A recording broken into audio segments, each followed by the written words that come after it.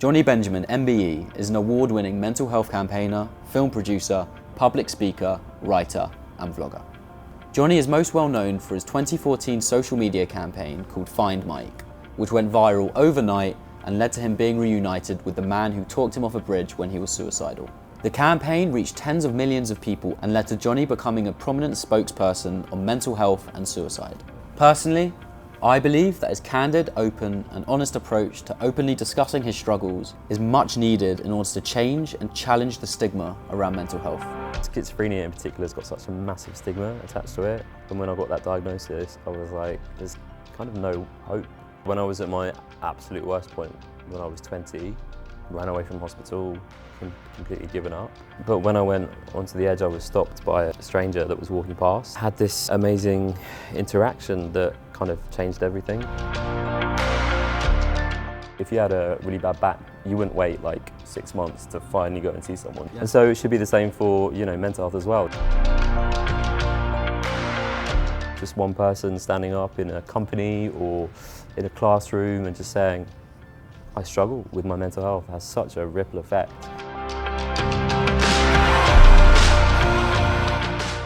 To start off the conversation, I just think a really good thing to talk over, or for you just to explain to me and to people listening and watching, the difference between mental health and mental illness and what that confusion can sometimes lead to as well. Just like physical health, mental health is a spectrum. Mm-hmm. Sometimes you can be on kind of a good end of the spectrum where you're really healthy, you're really fit, body's good, and then obviously sometimes you could be in the middle where, I don't know, like for myself, I've got IBS, so maybe there's things going on. So I'm like somewhere in the middle, and then obviously be at the other end. It's the same with mental health. Sometimes you've got good mental health when you're on top of things and kind of, things are going well. But then obviously there's the other side when, things are not going so well.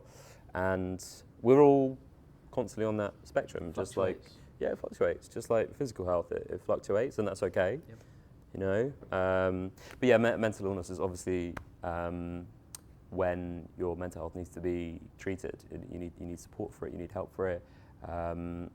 People often ask me, when should I go to see a doctor about, if I'm feeling depressed or anxious, and I tell them to think along the same lines as, if you've got a physical health issue, like maybe a really bad back. Like, how long would you wait?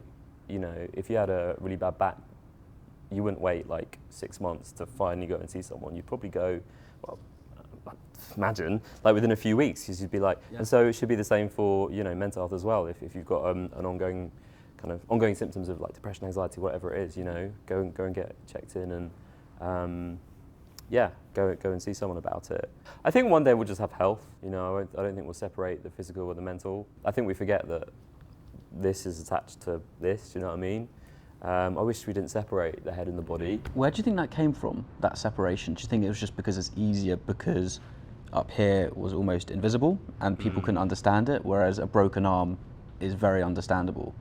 What do you think led to the disparity between the two? Well, I think like what you've said exactly. I think also there's just such a lack of sort of research into the brain compared to, again, the physical body, things and physical illnesses like, say, cancer. There's been so much research, done into things like cancer or like heart disease.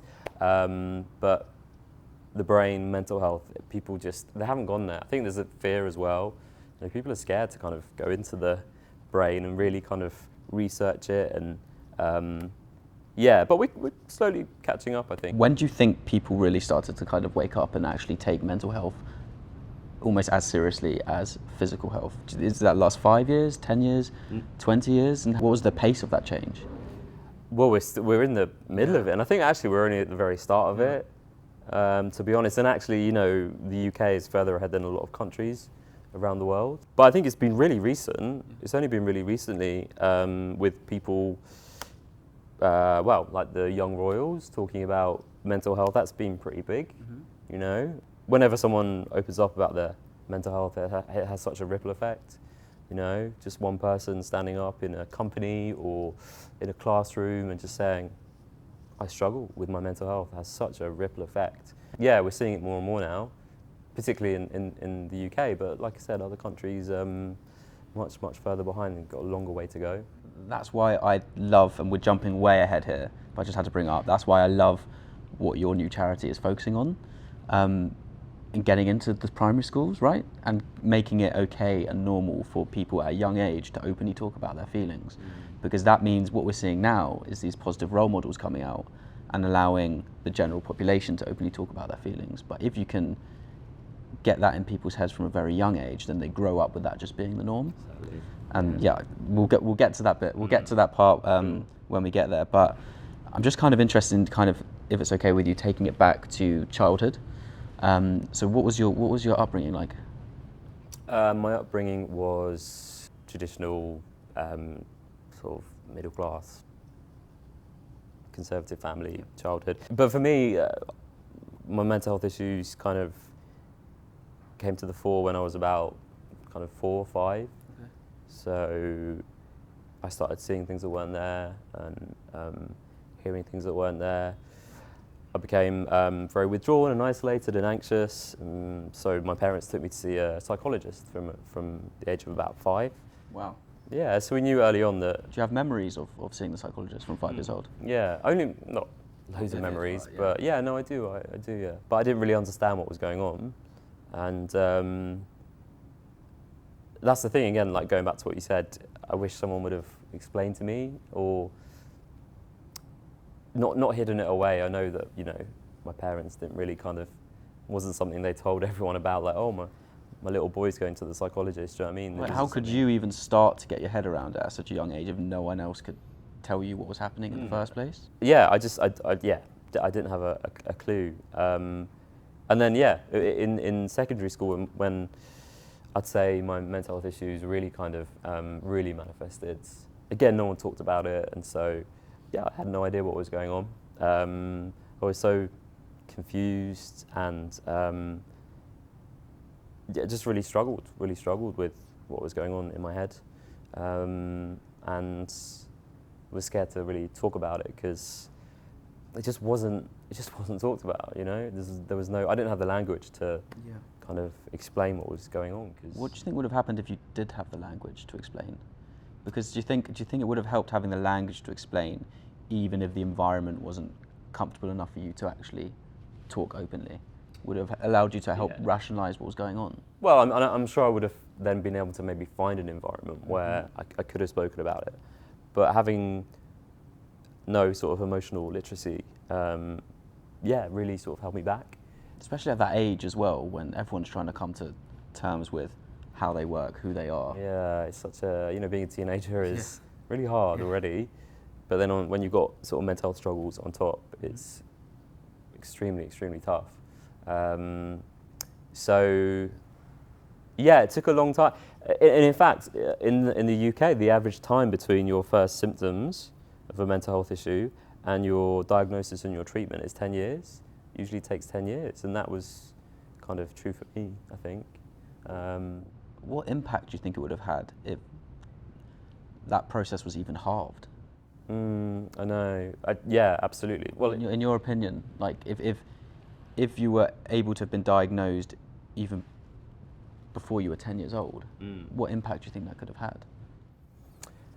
Well, it probably would have stopped me from getting to the point that I got to ultimately, which was really unwell, suicidal. You know, it could have stopped me from getting to that point, but it didn't happen, and you know, no regrets because I wouldn't have learned everything I've learned today unless I'd have got to the point that I got to, and so yeah, no regrets. But obviously, yeah, I wish I could have understood what was happening earlier and been able to speak about it, and yeah, being able to get support for it. But that's why I do the work that I do today to try and stop other young people. All of your experiences come together into what you're doing now for the greater good, which is just incredible.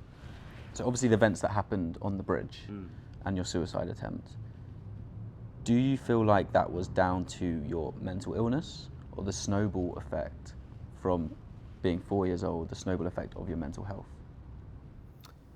I think it was a bit of both. So firstly, I think it was related to my diagnosis that I got when I was 20, which was schizoaffective disorder, combination of schizophrenia and bipolar, because schizophrenia in particular has got such a massive stigma attached to it. And when I got that diagnosis, I was like, kind of, there's kind of no hope. So what was your understanding of schizophrenia and bipolar before, and then what is your understanding of it now, and what do you want people listening to this to understand about it? Well, this is it. So, yeah, so if I'm honest, before, if you'd have said to me, what is schizophrenia, I probably would have said, it's people that are violent, it's people that are dangerous, because that's all I read in like the media, do you know what I mean? So that was my perception. So then to get a diagnosis of it, I was like, whoa, like, am I going to be violent and, you know, dangerous? Yeah. And even then, no one explained it to me, really. No one, the psychiatrist that I had or people around me, no one explained exactly what it was. And no one wanted to kind of delve into maybe why I was hearing a voice and, you know, thought I was being watched on. No one wanted to, which it doesn't make sense, really. It was just very much like, you've got this diagnosis, you're really ill, here's some medication, and that's it. Whereas now, I mean, through things like therapy, I've come to understand a lot about my mind and schizophrenia, and something that I like to always point out is that people with schizophrenia or any serious mental health issue are much more likely to be victims of violence rather than perpetrators. Because I think because of the media, I think there is people do kind of associate things like schizophrenia with violence, and yeah, that's just not the case. There's a very small minority of people with things like schizophrenia that commit violent crimes. There's so many people out there living with schizophrenia who are, you know, you could be next to them walking down the street or on the train, they could be sitting opposite you, but again, because of the stigma, people don't come out about it. I've met a lot of people with schizophrenia or a diagnosis like mine, which is a form of schizophrenia, who are just, they will not come out about it because, and that's such a shame. It's such a shame because the more people that would come out and talk about it openly, I think, yeah, the more the stigma would be reduced. But I also understand why they don't come out, because the fear of being judged. But I do think the media needs to take more responsibility. And do you think that is happening now? Are the media taking more responsibility in the short space of time that you referred to before, where there's lots of change happening? I don't think the media are doing enough or taking it seriously enough. I mean, there's so for example, when it comes to something like suicide, there's certain media guidelines that aren't followed. So for example, the term commit suicide in the media guidelines, the term commit suicide, they say shouldn't be used because, you know, when you commit something, it's usually something that's kind of against the law. You commit a crime or you commit a murder, and suicide was decriminalised like decades ago.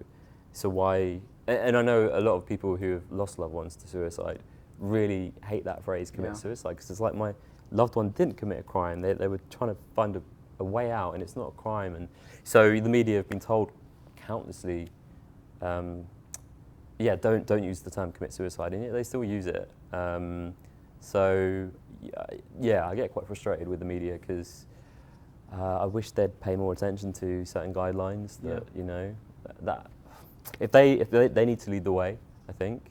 They've got a responsibility, don't they? Yeah. Like, I wasn't even aware of the connotation with commit suicide, but it is in my vocabulary. Sure. But that's again set by the media. Absolutely. Yeah, absolutely. And if they just changed the language. Yeah, and the connotations to it as well. Okay, so going back to 20 years old and getting that diagnosis, what stage were you at then? And kind of how did that make you feel once you heard the news? Well, when I got the diagnosis, I was really unwell. I'd been put into a hospital, psychiatric hospital, and I'd given up. I'd really given up, to be honest. So because there was other things going on as well. I mean, I was struggling with my sexuality, which was a big issue for me coming from a Jewish. Yeah, and that was obviously, that background. must have been, how long were you struggling with that, from like early teens as Yeah, well? absolutely. So that had been going on for years. So there was a lot. Yeah, there was a lot happening, and then getting that diagnosis is kind of like the straw that broke the camel's back, really. I was just like, yeah, because sometimes people say that receiving a diagnosis is actually kind of a relief. Yeah, Finally, that's what was going through my head. Would that have been a relief? Because again, this is just from my perspective, almost everything is now makes a bit more sense. But was that how you felt about it? Not at all. No, because of the stigma attached to schizophrenia, and B, because no one explained it, and C, actually, because no one gave any sort of hope. You know, no one said it's going to be okay. You know, you can get through this.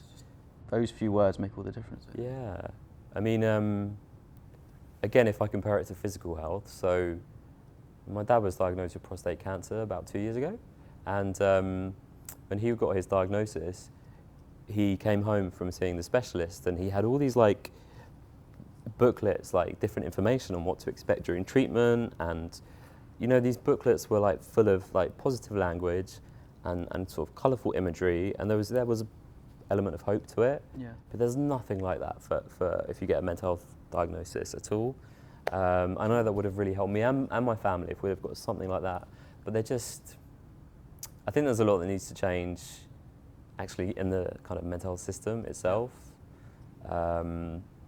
Yeah, a lot that needs to change, not just within the system, but in terms of the people that the staff within it. Because if you're like told, because obviously you were must have been in a very vulnerable state then, as would most people in that situation. If you're almost told that you've got a mental illness, that's almost like with no empathy that's gone into that diagnosis. That's almost you being plumped right in a box as well, which dictates how you then view yourself and the actions that come after it. Exactly, that initial. And I get, like, I try and do work within the health services and talk to like GPs, because that first interaction, or that first kind of time you get a diagnosis, the way you interact with that person is so important. And I've heard so many horror stories of, you know, people getting that diagnosis and just being told, well, this is it, this is the rest of your life. Get on with it, do you know what I mean? And just lack of empathy, lack of hope.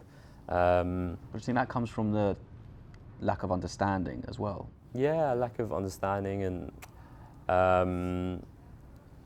sometimes lack of training. Like, I know, like in this country, only 50% of GPs have any mental health training. Really? Which doesn't make sense, because, you know, so many GPs now are dealing with mental health issues, you know, all the time.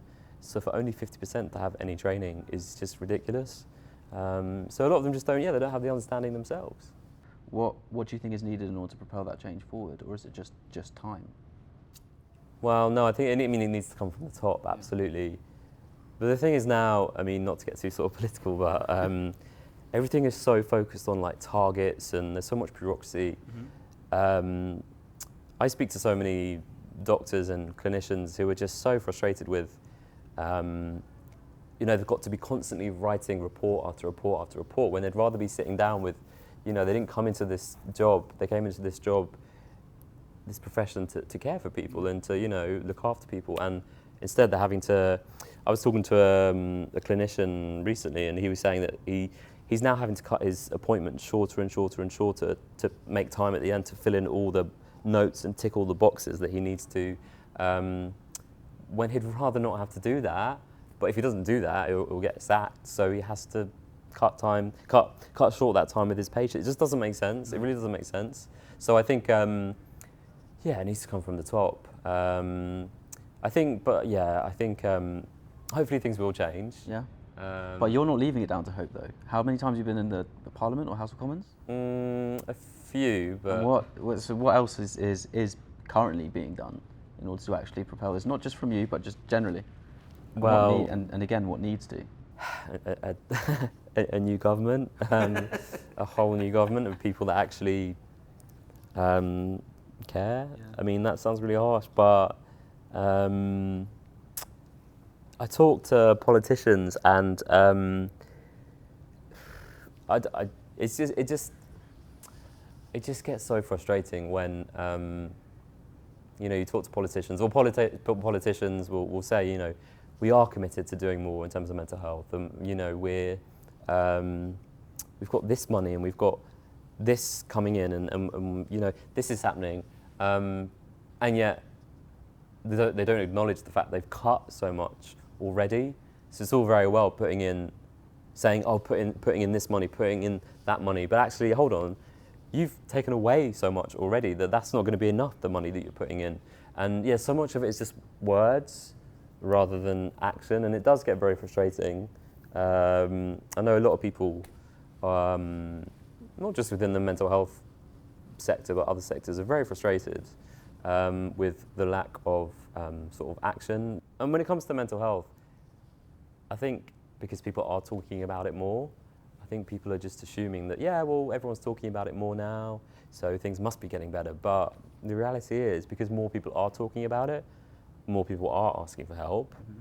And because more people are asking for help in an already shrinking sort of system, it's just a catastrophe. So things really are getting worse in terms of the help and the support and the treatment out there. It's almost a catch-22, isn't it? Because as the stigma lowers and more people feel comfortable talking about these things, but the system doesn't change, then that's almost good that people feel comfortable enough to talk about their feelings, but actually it will make the whole situation so much more worse because the support isn't there. Exactly. Yeah, I try and look for the positives. So what I'm seeing now is more kind of grassroots organisations, people that are starting things up themselves, whether it be like a local sort of support group.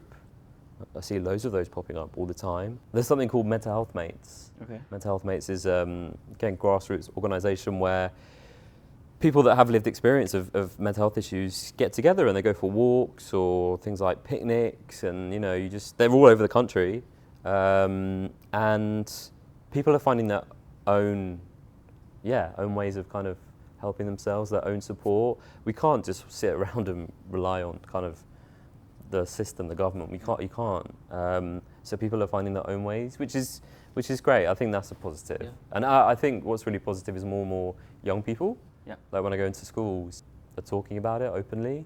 And when we were at school, I mean, when I was at school, well, no one ever shared anything about their mental health, I'm sure.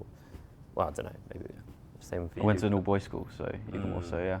So, but things are changing when they go into schools, so that's a positive. Yeah. So, yeah, you have to look for the positives, I think. Of course. You mentioned just before about lots of things popping up, people taking the matter into their own hands. Just out of interest, and for interest of anyone's watching, is there one central resource that combines everything? That instead of just kind of Googling and searching, doing your own research, there's possibly all of these different ventures that you could see what resonates best and sign up from there? And if so, what is that? So, there's now something called the Hub of Hope. So Hub of Hope is a website, it's also an app. Okay. And you just put your postcode in, or you click locate me, and it brings up all your local support groups, organisations, and you can filter it down into different categories. Maybe you're looking for something on grief, maybe it's anxiety. So I really like that you can find. Personalised as well, isn't it? It is, yeah. Okay, so we'll link that below if anyone's watching on YouTube or Spotify and iTunes or anything. That's really great. Okay, so let's move the conversation over a little bit to, I don't really know how to best phrase it, but I think it's an important topic to talk about. Just kind of mental health in males, like the suicide rates for being a male are considerably higher. You probably know much more stats than I do. But I think what I'd be really interested in talking about is the impact of expressing feelings from being a child, where actually I think we're looking into a study where boys are actually more expressive emotionally than girls at a young age. and being told to man up or kind of put inside a box of what it means to be a man, what effect does that have and what can be done to combat that? Yeah, it's really damaging. It's really damaging. I mean, you know, there is this phrase, yeah, man up, or, you know, big boys don't cry. I hate that phrase. And yeah, of course it's going to cause boys to suppress what's going on emotionally. It did for me. I know, you know, when I was really young, I was really sensitive, and, you know, I cried quite a lot as a little boy. But then as I started to grow up, family, teachers would say, you know, Jonny, come on, you know, big boys don't cry now. And I'd be like, oh, okay, so it's not all right for me to show emotion and be vulnerable. So it's quite, yeah, we need to try and stop giving boys that message of, you know, but not just boys, everyone, you know, no more tears, you know. And I understand it's difficult because, you know, no one likes seeing particularly kids in distress. You want to stop the tears. You want to kind of, do you know what I mean? Yeah. You know, stop it. It's but actually, sorry, go on. well, no, actually, you need to, you know, it's okay. It's okay. You know, just and encourage someone to talk about it rather than just stop. Mm-hmm. Yeah. We need to stop trying to shut down people's emotions. We do it as adults as well. I've seen people do it, you know. Even more so, I'd say. No? Yeah, because people are really uncomfortable with. Because a lot of it is from the teachers and people in authority, but a lot of it's peer to peer as well, I'd say. Like, again, all boys school. It's kind of that breeds a certain type of mentality. So it's not just the teachers and parents or whatever saying the man up and the crying. It's the unwritten social rules that dictate how you should act and why you should act that way. Yeah. Which in itself is, I believe, quite damaging. Absolutely. I think so much of it is fear. Yeah. People are really afraid of human emotion. And standing out and being different, maybe? Yeah, people are afraid, yeah, absolutely. I think do you think people are afraid of being vulnerable? Yeah, oh gosh, yeah, absolutely. The one thing I said in that bit that I wrote down after your talk was, I think vulnerability breeds relatability. When you see other people, especially in your peer group, being vulnerable, that is ultimately much more relatable. The way I like to sum it up is, have you seen First Dates? I've watched it, yeah. So you know how whenever someone walks in, I've had this talk with so many people, whenever someone walks in, it's so easy to immediately judge people. Because that's human instinct to judge people, because it's like a safety mechanism. But as soon as people are sitting down having that day on their main course or whatever, and the sob story comes, or something about a story comes through, there's a switch that instantly happens from kind of judging to relatability. Because at the end of the day, you realise that they're just human, they're just like you as well. Yeah, so true. It's so true. And yeah, I think it's all fear. Yeah. It's all fear. And I think the world we're living in now, in terms of things like, particularly social media, there is so much judgment. There's so much judgment and comparison. And, you know, I think, it really bothers me. It really bothers me. It really worries me about what that's doing to us all. There's just less connectivity, isn't there, really? Through things like social media and even like technology, the way it's developed, there is, I mean, I'm not knocking technology, but there is now less connectivity with each other. Technology is supposed to make our lives easier, but it's actually making us much more distant from each other as well. And I think that's a byproduct of convenience. And going back to the conversation of social media, this is something that's really interesting to me, and I think I briefly spoke to you about it before. Again, it's like social media as an idea obviously makes a lot of sense because it plays onto our innate needs to be social and to see what everyone else is doing and to kind of communicate ourselves to our friendship circle. But the way that social media has gone from a business point of view, they are solely engineering these platforms to hold your attention for as much as possible, and going down that rabbit hole more and more, that's dangerous from a mental health perspective.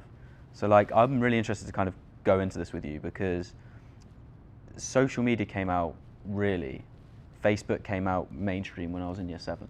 So I grew up, and same with everyone else from my generation, with Facebook at my fingertips. So trying to use Facebook and Twitter as a medium to communicate who I am to the world while still trying to figure out who I am internally as well. The comparison that comes with that, and the FOMO and fear of missing out that comes with that as well, the impact that's had on our generation, I think starting with you, I always like to start with the positives. I think our generation, the younger generation, are much more naturally empathetic and concerned about world issues because of social media. Because Twitter, before, my parents and my grandparents used to socialize with people in their village, in their circles, maybe the village afterwards. But our generation grew up being able to understand and empathize with people's opinions and outlooks from halfway across the world. And I think that in itself made the world a much smaller place. And I think what's happened as a result of that is positive. But the negatives are, it just breeds a certain type of constant comparison and fear for constantly putting yourself out and putting yourself in the best light and putting filters on everything and filters on your life. And the issue is, I've seen this said lots of times, that Instagram, because it's everyone's highlight reels, it's everyone's show reels, that naturally means that you are comparing your real life and your day-to-day life with everyone else's show reels, and the negative implications that can have, especially now with Snapchat and Instagram, where people are 13 or 12 going through school. What do you think needs to be done about that to combat that? Have you given advice in that realm to young people in social media? Yeah, I mean, I think, again, kind of like what we were saying before about people showing emotions. People are just shut down. No, don't cry, don't cry. Again, it's the same with things like when I talk to young people about social media or technology, they often say to me, well, you know, my parents just say to me, just stop, just get off it, but they don't understand. Again, I think we need to allow young people to really, you know, voice what's going on for them rather than just like, get off the phone, you know, stop it, let them, you know, again, no one wants to hear kind of sometimes what's going on. So when I talk to young people about social media, you know, I've done workshops and things, and all this stuff comes out about, you know, how they feel using it and what it does for them, and it's so interesting, and it's so important for them to be able to express, what's going on, what it makes them feel, what it does to them. I do think that the social media platforms need to take much more responsibility. And it's difficult, you know, I've been into Facebook, I've been into Twitter, but there's such large organizations that, you might talk to one person here, but it needs to filter across the whole organization. So in your opinion, what even the small little change, because I know Instagram have just released that they're testing something in Canada, do you know what I'm saying? Removing the likes, which I think is brilliant. What other kind of little ideas do you think would help mental health and addiction to social media, I guess? This is probably a bit too far-fetched, but go on. Well, I'd like social media platforms to maybe like shut down for a little period. Can you imagine if like the whole of Instagram, just a blackout? Well, they said Instagram were like, we're going to take a day off, every Sunday or every other Sunday. Let's just take a day off. So can you imagine what that would do? I think that would like. What would that do? What would just in the UK? Yeah. What impact would that have? I think that would. I know I'm probably going to be people watching being like, no, how can you say that? But I think it would take a lot of pressure off people instead of being like, oh my gosh, I'm so it's a Sunday and like I'm here. I need to be like, you know, like snapping. Everyone needs to know what I'm doing. They'd just be like, it's Sunday and oh my gosh, I can just enjoy the day without having to worry about what I'm going to post on Instagram. I think it would relieve a lot of pressure. Again, I talk to young people and they often say to me, you know, when they go away somewhere and they don't have internet connection, do you know what I mean? It's like the worst thing in the world because, you know, how they're going to keep in touch. But then they tell me that, you know, a day later they're like, oh, I love it. I love the fact that I don't have the internet connection. I don't have to worry about keeping in touch with my friends on Instagram or WhatsApp, or I just. Whew. So that's the bit that I wanted to say next. So we might be moving too much into psychology here, but still worth having a conversation over regardless. What causes that need or dependence on trying to put yourself out there and keep up with the Joneses and that pool of social media? Because what you just said, I agree with. If it were to shut down, people would ultimately feel relieved. And I feel like it doesn't have to shut down for 24 hours to give people that sense of relief. People can actually be empowered to make that decision to, even if they don't post themselves and just kind of swipe every now and then and keep up with it. What needs to switch for people to be empowered enough to make that decision to maybe take a bit of a step back in the first place? Well, looking into the psychology of it, the research has found, like when you're scrolling down, well, when you put something on Instagram and you start getting likes, it's like a dopamine hit. It's actually, it's an actual dopamine hit. So that feeds into the fact that we're social animals at the end of the day, and we need that validation. Yeah. But then every time you scroll down and you see, oh my gosh, that person is doing this and they've got 3 million likes, then that does the opposite of the dopamine effect. Mm-hmm. And you go down and you scroll to the next photo and it's like, oh, and that person's doing that, and wow, you sink even lower. I notice it, like I really notice it myself when I'm scrolling through Instagram and I'm like looking at all these, particularly actually, because I follow a lot of people in mental health. Mm-hmm. And even myself, I'm like, oh, that person's done that in mental health, and I should be doing that. And again, like I feel, way down. And then it's like a constant game, but with your mental health. It's like maybe you go up 1 or 2 levels when you get a few likes, but then ultimately it'll always come dragging down. Yeah, this is it. Yeah, I mean, there are so many benefits to social media and technology in general. Technology, there are. It's revolutionised the way the world communicates and connects with each other for the best, I believe. But nothing's all rosy. You have to talk about the negatives so that people can be aware enough to make their own informed decision. And I just think you don't have to keep up with that. Like there is a way to not be Tia. You're not on Facebook. You're not really on Instagram either. That is a choice that people can make. I think it's harder to make when you're going through secondary school and when you're a teenager, but it's a choice at the end of the day. Absolutely. I just think there needs to be more boundaries.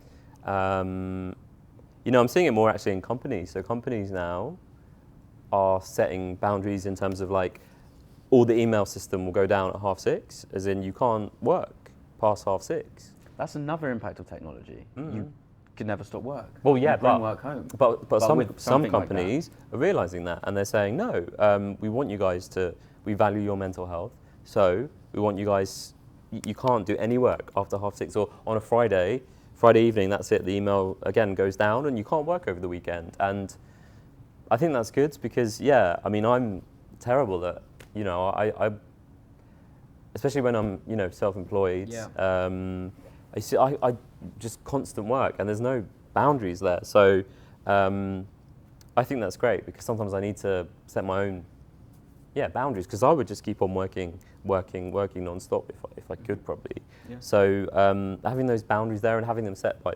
maybe someone else is quite useful, I think. Yeah, I agree. I want to move more into talking about what you're doing now. And the excitement and enthusiasm for the vision. But I think before we get to that, I think it's really important for us to talk more about the experiences that actually led up to that point.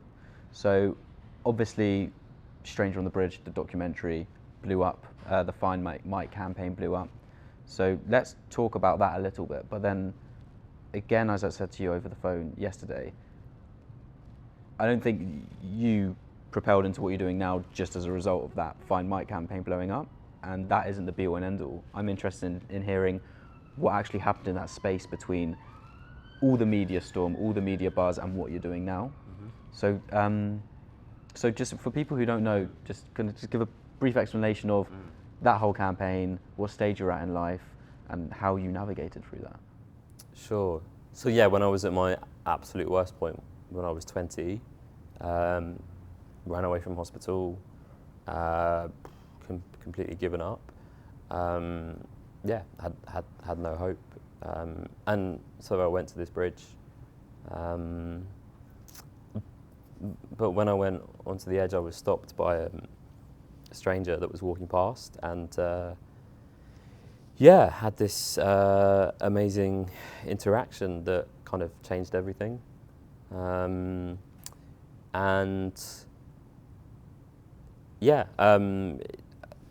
Just this, human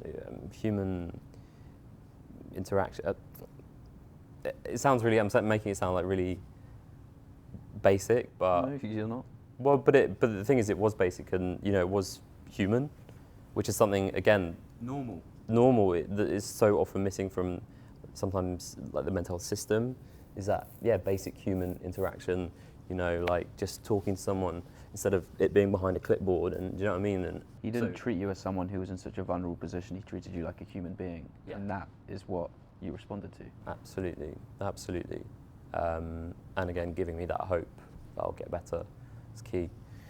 So you think from that interaction, that is everything that doctors and GPs working in mental health should be learning from and adopting? Yeah. That human empathy and just the guidance that things will get better. Absolutely. And it's not rocket science, that's No, the thing. it's not. It's not. So then what happened in the time between the event at the bridge and you launching this social media campaign? So it was actually 6 years between Really? the bridge and me deciding to find that stranger that had stopped me on the bridge. 6 years. So it was a long time, but you know, I had to be in a good place mentally. It took me a long time to get back on my feet and deal with what was going on, both in terms of my mental health and my sexuality. It took a long time. So that's why because people often say, you know, why did you wait 6 years? And also, not just that, but I had to have the right platform to do it. Yeah. And it was working with a mental health charity that gave me that platform. And they were amazing. The charity I worked with, Rethink Mental Illness, they believed in me and believed that this campaign could be a success and could help people. So I had to have the right people around me and the right platform to do it, I think. From the minute that it was mentioned that you should launch this campaign to the time where it was actually in circulation, how long was that?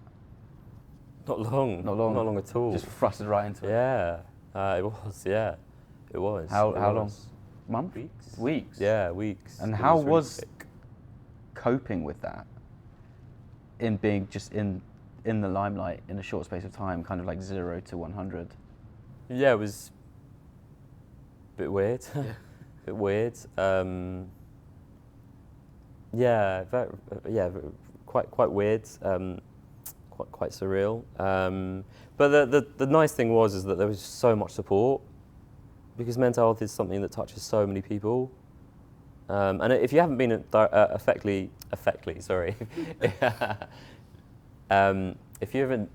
if you haven't been directly affected by maybe mental health issues yourself, then you'll know someone that has been affected by mental health issues. So mental health in some way touches everyone, and it's such an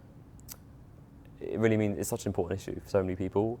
So it was just really nice that we got so much support for it. And also, not just mental health, but suicide as well, because obviously we were touching on suicide in the campaign. And again, when you know the stats, and it's the biggest killer of young people in this country. I think that's why there was so much support. People want to do something about this. How did going back to the conversation around social media, obviously the positivity around social media was used to your advantage here. What was your opinion on how things spread so quickly with social media acting as a vehicle to allow it to do so? Like, what was that? I don't know, it was quite an open question, but what was it like seeing everything in real time, constantly refreshing, seeing new tweets, seeing the hashtag become top trending, and ultimately it leading to the reunion? What was any feelings around that, what that was like? Yeah, it's really strange, really strange. Actually, in some ways it made me feel quite vulnerable, because obviously I wasn't talking about, I don't know, something like, I wasn't selling sofas, you know what I mean? It was talking about my real personal, very difficult experiences. So it was challenging. But was any part of that therapeutic? Was it almost like, this is me, this happened, I'm putting myself out here and being vulnerable to help other people? Yeah, no, absolutely. therapeutic and cathartic, but I had to have the right support around me, you know, and I was very lucky with the support that I had with family, friends, the charity. I talk to a lot of young people now, actually, that maybe want to get into mental health and share their story. And I always say, you know, make sure you have that support around that support network is so important. When you're going out there and being vulnerable and exposing yourself, you need a good support network around you. It's so important. And I was very lucky. If I hadn't have had a good support network, it would have been really difficult, I think, really difficult. So I was very lucky. So let's talk about how long of a gap was that campaign launching to kind of what you're doing now, or the start of what you're doing now? You started as charity, but what were you doing before then? Yeah, so I started working for mental health organisations. Yeah. I didn't, like, when I was first diagnosed with schizoaffective disorder, I really kind of was very lost for a long time. I didn't know what I wanted to do or be. I thought that, you know, suddenly my options became very limited, I thought, and I was, very lost for a long time. But then working in mental health felt very natural because of my experiences, and so, started working in mental health charities. And then from seeing, I think, a lot of the injustice, as we've been talking about, people not getting the help and support they need, that's what inspired me to, you know, start campaigning and doing the work that we're doing, particularly with young people. It's all happened very organically, which is great, you know. I don't know, one thing just has led to another, just all very just organically. Evolved. And again, because I find that there's just so much support for mental health and for reducing the stigma and for, you know, particularly helping young people, not just young people, people of all ages, but particularly trying to reach young people for all the reasons we've talked about, like social media and pressure. Everyone knows that young people are struggling more than ever before. So when I say that, you know, I want to do more for young people's mental health, people are like, yeah, we need to. So, I feel very fortunate to kind of be able to do what I'm doing, and have a lot of support. So something we briefly spoke about before, and you hadn't heard of the term hustle porn. I think it is a relatively new term, and I think it's not just in entrepreneurship, and it's not just in young entrepreneurship. I think it's just in general life today, in working life, a kind of pressure to work 24/7. But bringing the context down into young entrepreneurship or starting your own organisation, which is something that we obviously both share. I just want to chat around this idea of hustle porn and the idea around over-glamorizing working 24 hours a day, 7 days a week, where that comes from and the impact that can have on mental health. And importantly as well, I just want to discuss and talk around ways in which that could be prevented as well. Because I think you really hit the nail on the head when you said patience is the key. And I think the reason why there's so many mental health issues in entrepreneurship is down to a lack of patience. That goes hand in hand with the social media thing, because if you start a business or a charity or whatever, you are so full of life, especially as like a young entrepreneur, you are so full of life. You said you were 32, you said you weren't young, but you're young. I think you're so full of life, so full of passion and ambition, you just want to get going. When shit hits the fan, at the first hurdle, that does set you back a little bit. Sure. And when you're constantly comparing yourself to other entrepreneurs or other peers who are so much further along than you, that can be quite hard and detrimental to your mental health. Tia, can we get up some of those stats on the TV? Yeah. Freeman's research has shown that startup founders are twice as likely to suffer from depression, 6 times more likely to suffer from ADHD, 3 times more likely to suffer from substance abuse, 10 times more likely to suffer from bipolar disorder, twice as likely to have psychiatric hospitalization, and twice as likely to have suicidal thoughts. From your perspective, why do you think that is? Because it's so hard. It's really hard. It's really tough. As you say, especially now because there's so much constant comparison and like this kind of impatience that, you know, has to be done now. But that links back into social media because of the instant gratification that technology has bred. Absolutely. We need things now, and if it doesn't happen now, then we're not fulfilled. Yeah, I know this is it. I think, again, in terms of mental health, I see a lot more support in terms of like people within in a workplace, like in a like large corporates now are doing much more in terms of mental health, like bringing in coaches or therapists or providing stuff for their staff. But when you're, starting up a business or when you're working freelance, you don't have that kind of support network around you. There needs to be much more focus, I think, on the mental health of entrepreneurs because, like I said, it's happening within actual businesses. But if you're starting up, you're doing stuff on your own, that support just isn't there. And, things like everything from like finance, I mean, it's just so much that is so tough. I used to work in companies now, then I started off on my own and that's pretty tough, having to like manage everything yourself and taking on so much responsibility. And there's no one there to really look after your mental health. You kind of have to manage it on your own, but you don't have time because you're constantly replying to emails and needing to. On my iPhone, I've got like so many lists of like things I need to do, and I never had that when I was working in companies. Like, of course, I had stuff to do, but nothing like what I've got to do now when I'm working freelance and setting up this charity. It never ends, and that's the thing. It never ends, and that is really tough. And there's just not enough support or places to go, I think, for entrepreneurs or people in startups to talk about their well-being or get support, or there needs to be much more focus, I think. So what are some telltale signs that maybe things are building up a little bit? What is some actionable advice that people could look out for? And then on top of that, what's some advice of people dealing with it as well? So do you mean in themselves or in other people? So, amazing. Yeah, both. sure. So in yourself first of all. Yeah. And then how can you help other people that you may be working with?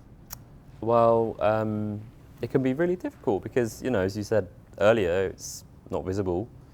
It's not like you have maybe a lump that's growing and growing and growing. It's not like that. It's not visible, and there's no blood test to say, you know what I mean? It's really, really hard. So I think, in terms of, yourself and other people, if there's changes in habits like maybe sleeping, maybe you're sleeping more, sleeping less, maybe you're eating more, again, eating less, those can be, if it's you or someone else, those can be telltale signs of, maybe everything's all right, but it's important just to check in, I think, either with yourself or with someone else. I know, for me, I've gone through different periods of like sleeping a lot less and sort of developing insomnia. And sometimes, I've just kind of accepted it and not checked in. Do you know what I mean? I've just been like, okay, I've been sleeping badly for the last 3 months. But instead of like saying, okay, well, what is going on? I'm just like, okay, just got to get through it, just got to brush it. And again, you wouldn't do that. Again, if you had, like I said, a lump that was growing, you wouldn't ignore it for like 3 months. So I think, checking in with yourself, with each other, and not being afraid to actually step back and say, oh my gosh, I need to stop. Like, it's funny, like, so for example, right now, before I came in here and started talking to you, I was saying to myself, right, I need to get home tonight and I need to do this email, that email, this email. And then I was like, no, Jonny, do you know what? No, like, no, that's too much. Like, you've had a really busy day, and you need to switch off tonight, actually. And I think that's taken me a while to get there, to that place of, really looking after my mental health. It's about boundaries. Having those boundaries are really, really, really important. What boundaries have you set? Oh gosh. Well, and how often do you just switch off, or is it just, do you know when things might be building up a little bit and you're like, no, I need to just take the evening off? Is it more as it comes, you decide? Yeah, which maybe I should be setting more firm boundaries. But for me, it is very much like, no, do you know what? Tonight, I need to switch off, or I need to go to bed early, or I'm going to leave those emails till tomorrow because I just can't do them, and that's okay. Do you know what I mean? I think a key actually that we haven't mentioned is not beating yourself up or not judging yourself. That is the key. You're right. Judging other people. If they need to, just kind of. It's giving yourself a break, isn't it? Absolutely. It's so important. It's so hard though when you're so full of passion for what you're doing, and you know what the end goal looks like, and you know what all of your work is building up to. It's hard to sometimes take a step back and stop, because I don't know if you feel the same, but this is what I've had with similar conversations, is when you don't work, even for like the hours after like 9 p.m. onwards, you feel guilt. Do you feel the same? Yeah, for sure. Which is the Sunday afternoon, 5 p.m. after a long week and you've accomplished so much, or 9 p.m. after a Thursday evening, you still feel that same guilt. And what do you think needs to be done to? I can look through everything I've accomplished and still feel guilty for the downtime when I'm taking time for myself. And the rationality from my perspective of brushing off is I'm so driven with what I'm doing and so clear with what I want to achieve, but that isn't healthy. How can that be? So what advice would you give to me? Because then what advice would other people who are feeling the same thing? I'm still learning myself. I mean, I think, I've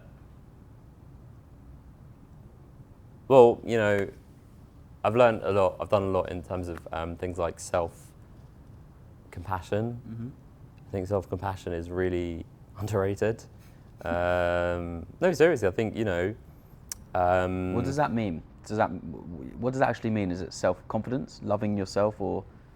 Yeah, not self-confidence, loving and accepting and being kind to yourself, essentially as you probably would to, a best friend. We can be so hard on ourselves. You know that phrase, we're our own worst enemies. Yeah. I think that's really true. We sometimes really are, and we put so much pressure and expect so much from ourselves that we wouldn't expect from other people, but because it's us. And I think, again, that sort of comes from like school days, we have to be the best at this, at that, at everything, and we have to put other people first all the time. So we're taught growing up that, especially, we both come from the Jewish community, and, you're very much taught to put other people always before you, always. And yeah, I agree, of course you should put other people, but actually no, it's, that whole analogy, like when you're on a plane and you're about to take off and they do the briefing and they say, oxygen masks are going to drop down and make sure you fit yours before you fit anyone else's, even like children. And I always found that really like strange, because I was like, surely you should fit kids first. But then no, because how are you going to, if you don't look after yourself first, how can you be any good to anyone? Tell me more about your charity now, when that started, what your vision for it is, and any challenges that you found along the way. So, the charity that we set up is called Beyond Shame, Beyond Stigma.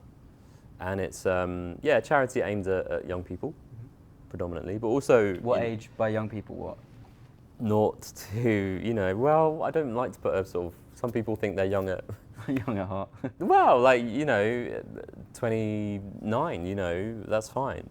I don't like to put, just because you're, 27 doesn't mean you're young anymore. I don't want to do that. That's why I completely disagree with the system, again, we have, which is where as soon as you turn 18, it's like you're cut off from the young people's mental health services. Just because you're 18, you're an adult, which is complete rubbish, obviously. Different ages, and also looking at supporting teachers and families, and essentially it's a grant giving organisation. Okay. So instead of, because we thought about, we could provide services ourselves, but there are services out there, they just don't get the funding they need. So instead of us creating new services, why don't we actually put funding back into, you know, the services that. How long did you think about developing a charity for services, and then when did that flip change to say actually we're going to be a grant giving organisation? Because from the conversations we're having up to that point, that does make a lot more sense because more change can happen on a bigger level. But where did that switch happen? When did that occur? Well, so the last few years I've been travelling around the country and different countries and visiting a lot of different charities, organisations. They're doing great work, but you know, seeing how many of these charities and organisations having their funding cut. As an example, I was in Scotland at the end of last year and visited this amazing mental health charity that's helping young people. But they were having to close their doors because, yeah, they'd lost all their funding. And I was talking to all these young people who were heartbroken because, you know, what are they going to... Some of them only left their houses because of this charity providing support. And you know, now that the funding had stopped, what's going to happen to all these young people that desperately need this, you know, support? It just, yeah. So you know, if we can fund organisations like that and keep them going, then yeah, then that's what we want to do, essentially. And doing things, you know, again, I get so frustrated because I go into so many schools and they've cut like their counsellors down because, again, funding, budgets, they've had to reduce the number of hours counsellors can do, and more pupils are asking for help, and yet there's less and less support. So again, if we can fund counsellors in schools, and gosh, there's, yeah, lots of different stuff. How are you going about getting the funding, to give the funding in the first place? Are you finding that a challenge? Yes, well, it's more about time, just, you know, finding the time, because, yeah, finding the time to kind of go and ask people, you know, it's not just, oh, can I have some money? You know, you've got to really invest. But yeah, no, when I do talk to people about it, people are really interested and want to support, which is great. It's really great. And so yeah, the more we fundraise, obviously the more we can give in terms of grants. So yeah, I want to fundraise as much as possible and start giving out grants very soon. I think, you know, a lot of people, you know, they say that they want to support mental health and they want to fundraise for mental health. And often, and I'm not criticising at all, but often people will fundraise for like the biggest mental health charities that are out there. I'm not going to name names, but they've already got a lot of funding. Of course, they could always do with more, but they've already got a lot of funding. Whereas the more local, like grassroots mental health organisations often get forgotten about because it's like, okay, we'll just donate to the big ones. But, you know, yeah, need to keep in mind that there's the smaller ones that also need the funding. And often that, yeah, funding just doesn't get distributed evenly, you know. You want to become that big one, that everyone almost, is that your aim? To become that big charity that everyone always donates to, because the amount of money that you get in, the amount of capital that you get in, means the more that you can help these grassroots charities grow. I think that's a really nice structure. Yeah, no, absolutely. I mean, yeah, it's yeah, because, you know, there's been a lot, like, just to be completely frank, there's been a lot of debate about, you know, things like how much, you know, do we pay staff? Because, again, if you look at some of the big charities that are out there, they pay like their CEOs a lot of money, and I get it because, you know, they work hard and they deserve that money, but then, you know, that money could, or other costs, you know, that are spent within charity stuff could be distributed to the people that really need it rather than spent, you know, at the top. Yep. So we're trying to sort of, we don't want our charity, we want most of our fundraising that comes in to actually go to the services, the people that need it as well. Yeah, I know. It's a difficult one. It's such a difficult one. Of course. What would you say is the most difficult thing about running a charity? Because that right there seems pretty hard. Would you say, what would you say is the most difficult thing or challenging thing about running a charity? Well, I think to keep up the fundraising. To keep up the fundraising. I speak to a lot of charities, and that is so hard because, you know, how do you keep people coming back and fundraise? There's so many amazing charities out there, and there's more and more charities out there all the time fighting for the same sort of pot of funds. how do you keep that charity, making sure the fundraising keeps coming in? That's what is hard already, you know. Because I set up the charity very much like, we're just going to raise all this money and then, you know, give grants. But already, like, the board of trustees is saying, well, what about year 2? What about year 3? And I'm like, because I'm very much sort of in the moment person, I haven't even thought about like year 2, what's our fundraising strategy going to be? Do you know what I mean? And you've got to always think, you know, next steps. And that was the challenge, I think. And also, I think a challenge for me is, you know, already we're getting so many people get in touch with us and say, we've got this project that we need funding for, we've got that project. And all these projects are so important and valuable, and I want to help them all. So, but, you know, if we helped every single organisation, then we'd be spread kind of too thin, do you know what I mean? So, but that's so really hard. Yeah, that is really so difficult. hard. It's so hard. And so actually, I'm setting up a youth board, you know, a board of young people who have lived experience, because I want them to kind of decide where the grant's are going to. That's really nice. Just because I'm not, you know, I'm 32 now, so kind of not that young, and yeah, it should be them that decide where the funding is going to go to. So yeah, I think that's really important, because again, so many charities, not so many, that's not fair, a number of charities that I speak to, or not just charities actually, like again within the mental health system, so many decisions are made without consulting the people that are the end user. Yeah. Do you know what I mean? And I just don't get that. Everything should revolve around the end user, whether you're a business or whether you're a charity. But so much of it doesn't. Like, what frustrates me particularly is, you know, it comes to like the NHS, like, so the commissioners that decide where all the funding goes will sit around a table and say, oh, yeah, put a bit of funding there. Nah, they don't need funding. They don't consult like the people that are actually going to use. So it just doesn't make sense. And the same goes for charities often. You know, they'll make decisions about what's happening without consulting the people that are actually using. And it just doesn't make sense. So how far along are you in developing this youth board? Because it sounds incredible. Or is it just it's just an idea? No, it's an idea, but it's going to happen.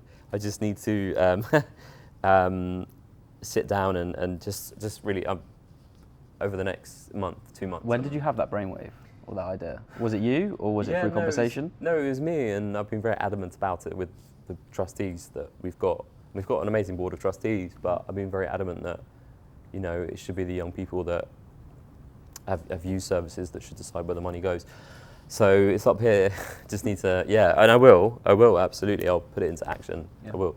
Yeah. What one bit of advice would you give to someone who's looking to set up a charity? You know, I was talking to someone, was it today or yesterday, about this? Was it yesterday? Anyway, they were saying to me that they wanted to set this charity up, but they gave up. And a lot of people do give up because it takes a long time, and I didn't realise this before, it takes a long time for a charity to go through in terms of the charity commission. There's so much kind of paperwork and, you know, so much back and forth with the charity commission who set the rules. And I don't think, I wasn't prepared for that. A lot of people aren't prepared for that when they set up a charity. You know, they've got this great idea for a charity, it can help so many people, but be patient, and be prepared to, you know, have to, you know, wait. Because, you know, once you've got this idea for a charity, you want it to happen right away, but you have to be patient. And again, have good support around you, because again, the person I was talking to, I mean, it must have been yesterday, was saying, you know, she was doing it on her own, and it was really hard, the back and forth with the charity commission, all this paperwork. Whereas when I set the charity up, I had a lot of support, people, you know, saying, I can do this for you, I can do that for you. So make sure you've got that support around you if you're setting up a charity. It's so hard to do it on your own. Yep. But yeah, be patient, and don't be afraid to sometimes push, you know, the charity commission, because we did, you know, if we didn't hear back from them, we'd be like, you know, what's happening? We want to set the charity up. So you were set up in 6 months, right? What's the average, do you know? Well, it varies. I mean, some charities I've spoken to have been like a year, 2 years. It's a long time. Do you think that was down to you pushing and being stubborn? Yeah, yeah, maybe. Yeah, I don't know. Yeah, I think probably. But also I think maybe because, again, there's so much, even today in the news there was, I don't know if you saw, about mental health in primary schools. Did you see it? yeah, there's a big piece about mental health in primary school. So it's really on the agenda for people. So perhaps that's another reason why, maybe. Yeah.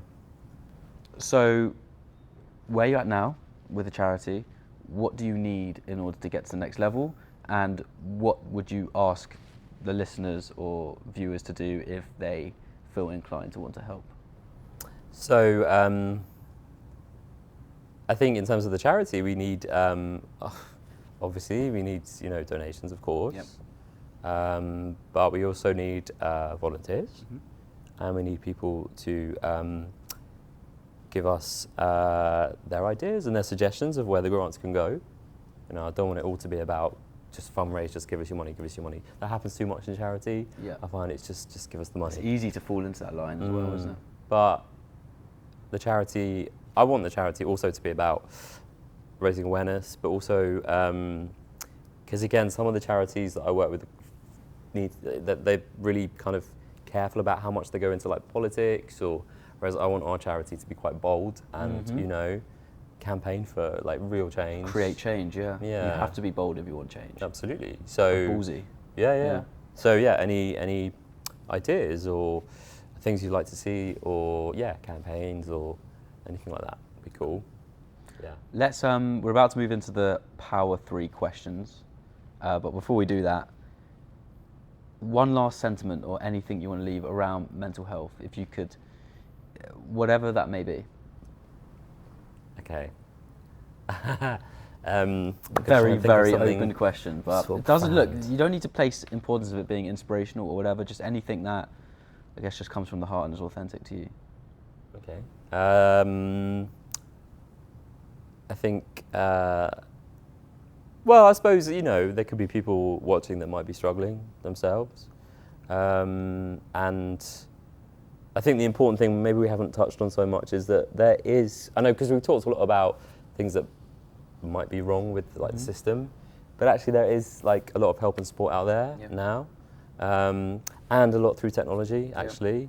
So, as an example, there's a new text service, 24/7 text line, which is called Shout, and as I said, it's available 24/7. So you could be watching this and you might be struggling and you might need to talk to someone, and you can pick up your phone right now and text Shout, and you'll be put through to someone that's trained, that's qualified, that will be able to be there and listen to and talk through via text what's going on. I think it's important to let people know that there is so much out there now, via different mediums, via text, via phone, via in person. Do you know what I mean?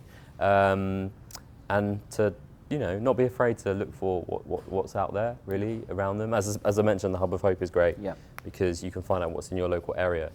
But there's also so much online, so don't be afraid to access it. I think that's really key, and essentially you're not alone because of that. Cool. I like that. So we're going to end every single podcast with these 3 questions. Yeah.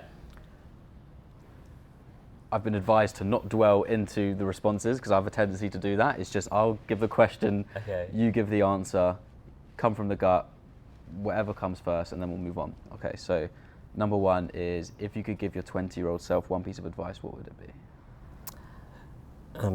It gets brighter. It won't always stay like this, and things change. They do change.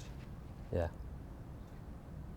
What do you want your hypothetical great-grandchildren to remember you for? I want them to remember me for not being afraid to really speak up and to kind of speak from the heart. And not be afraid to say things that maybe other people would be afraid to say, and try and create change. Finally, Okay. finish the sentence. The world needs more.